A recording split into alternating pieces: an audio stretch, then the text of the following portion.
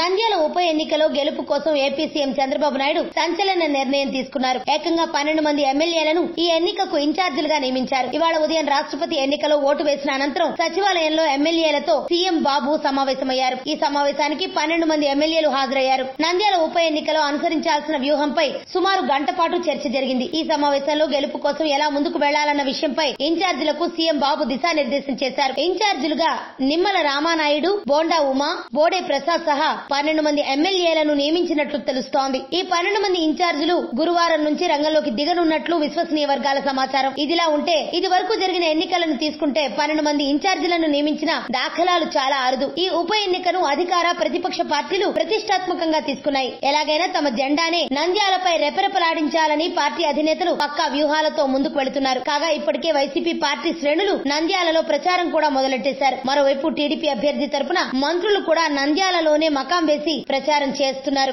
అంతుచిక్కని రహస్యాలు, మరెన్నో మనకి తెలియని పురాతన కట్టడాలు, వాటి వెనక దాగిన నిజాలు, పూర్వీకుల ఆచారాలు, మరెన్నో మూఢ విశ్వాసాలు, ఇలా కాలగర్భంలో కలిసిపోతున్న రహస్యాల కొరకు సబ్స్క్రైబ్ చేయండి రహస్యవాణి ఛానల్.